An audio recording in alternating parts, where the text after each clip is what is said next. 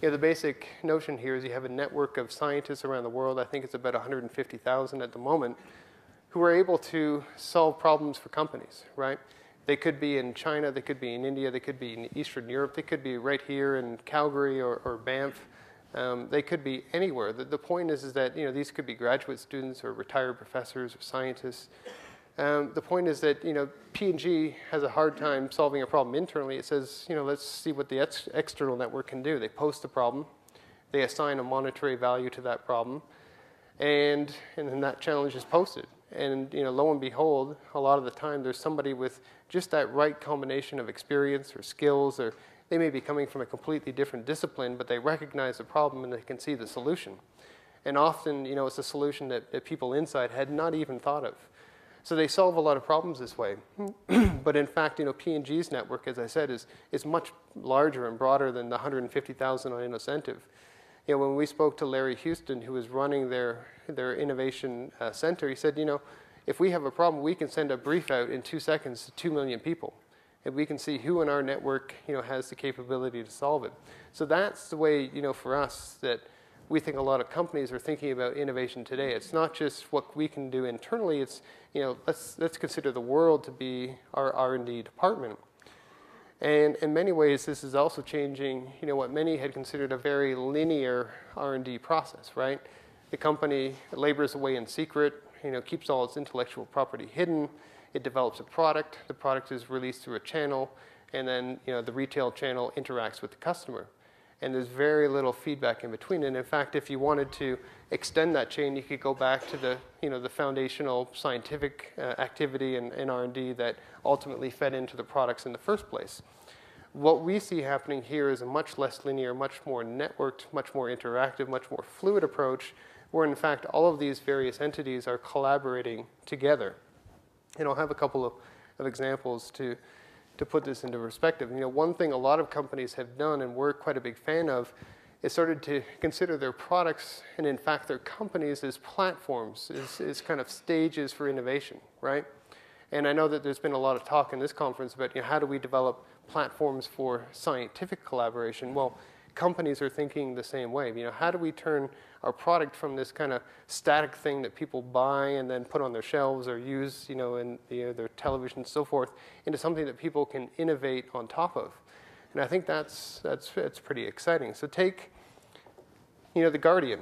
Newspapers have been hammered recently. They're bending over backwards to figure out what the new model is. Well, The Guardian kind of figured out that the newspaper isn't just a newspaper. It's not just this printed, thing that people buy every morning.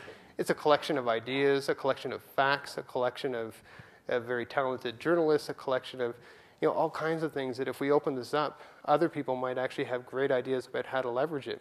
So in a sense, they have created the Guardian platform, and you can go on, you can download data, you can download articles that have been written, and you can find ways to repurpose it. Now the idea is that somebody out there will probably come up with a new and useful application for that material, and it may not be the people within the Guardian. And if it is new and useful, and in fact there's something there that people are willing to pay for, then the Guardian will take a cut of it, and it works for everybody. It's kind of the same philosophy that has driven Amazon's success. Amazon decided very early in its development that it had all of this valuable e-commerce technology and all of this data about products and images and so forth that most companies would have kept proprietary, but it realized by opening it up, actually it created this opportunity for all of these third-party developers to develop their own applications, their own interfaces into Amazon's system. And pretty soon, 1/3 of the revenue is coming from these external sources. Or this guy who developed this company, Local Motors, I was just on the phone with him earlier this week. He's got a really compelling video. If you go to the Business Innovation Factory, he spoke there a couple weeks ago, and he described his company. It's what I like to call the prosumers car company. It is completely open and it's hyper-local. It's very interesting. He was a Marine and came back from Iraq and was tired of seeing his colleagues and friends being blown up by roadside bombs, and he said, we've got to do everything we can to wean ourselves off foreign oil, and we've got to find a way to also reinvigorate our economy by investing in local production and local ideas and so forth. So here we have a car company where he's got a whole network of independent designers who upload designs. the community of users and votes on those designs. The best designs are then open sourced. So you get that whole talent pool kind of collaboratively working on the design of the car. And then, people can choose where it gets produced. And all of the production happens not in some massive plant in Dearborn, Michigan, but, in local communities employing local people. And in fact, of course, this is going to appeal first to people who are sort of at the cutting edge in the kind of the hobbyist and amateur community and so forth, but they can actually participate in the construction of the car itself. So these, these entities like the Guardian, like Local Motors, are embracing what we had sort of defined as some of the seminal principles of Wikinomics. This notion that you need a culture and ethos of openness, new levels of transparency both within the organization but also externally. This notion of peering or collaboration, again, not just internally but with your whole ecosystem, with your customers, with your partners, your suppliers, with your research partners and universities around the world, that it really demanded that new level of collaboration. It also demanded new kinds of sharing because ultimately companies can't collaborate if all of their intellectual property is hidden. That was a lesson that IBM learned when it collaborated with the Linux community. There had to be some give and take. If IBM was going to become a respected member of the Linux community, it had to share some of its intellectual property, which it did. It donated a lot of its software patents to the Linux community and now is part of a broader patent commons that is developed to protect the Linux ecosystem. And also acting globally and thinking globally. Even though Local Motors is a hyper-local company, it still thinks in terms of how do we get access to that global talent pool? How do we take advantage of that? And how do we eventually become a global company with very local roots? Now, what we found is that even when companies resist these principles or this kind of openness, they ultimately get beaten back by their customers, right? Take Apple as an example.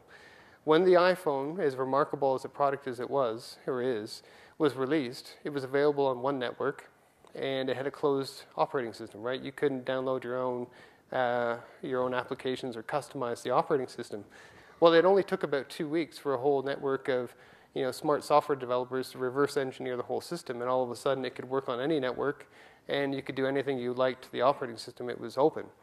So, Apple, not being a dumb company by any stretch of the imagination, realized that we might as well go with the tide here. We might as well open up this platform, and pretty soon they've got this amazingly hot property called the App Store, right? And what do we have?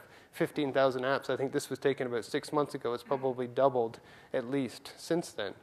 Again, with this philosophy that the iPhone is not just a product, it's a platform for innovation, right? So that leads me to think that it's not just products and companies that should be platforms, but entire systems, right? And increasingly, I think we have to think about systems as being open platforms for innovation as well. And that kind of leads me to think about the human genome and the seminal role that plays, of course, in both the pharmaceutical industry and in medicine and in the way that we treat various diseases. Now, there was a point in the early stages of the genome, many people worried that too much of it was falling under private control. There were estimates at some point in the 1990s that 20% was under private ownership or had been patented in some form. So a lot of scientists and indeed even some pharmaceutical companies recognized that there was something dangerous here that might in fact ultimately inhibit the production or the exploitation of the human genome for the benefit of all people. So there is a growing recognition that this intellectual property should, at least, maybe not all, but certainly in large part, be part of the scientific commons, and that in fact is the best way to accelerate both the scientific process but also to create a really robust foundation for commercializing new medicines. I think you could say the same thing about the energy grid, or at least I would say the same thing in many respects. I mean, we have this very industrialized, centralized model of producing power today in which the utility companies are virtually in control of every aspect of generating and distributing power. Of course, the government plays a very large role as well. Arguably, we need to move to a much more decentralized system, right, where people are producing energy locally. They're doing that using renewable sources. And not only that, you've got a smart energy grid on which people can build all kinds of new applications, right? Applications that could be built, in theory, by anyone to optimize the consumption of energy, both for households and businesses and for even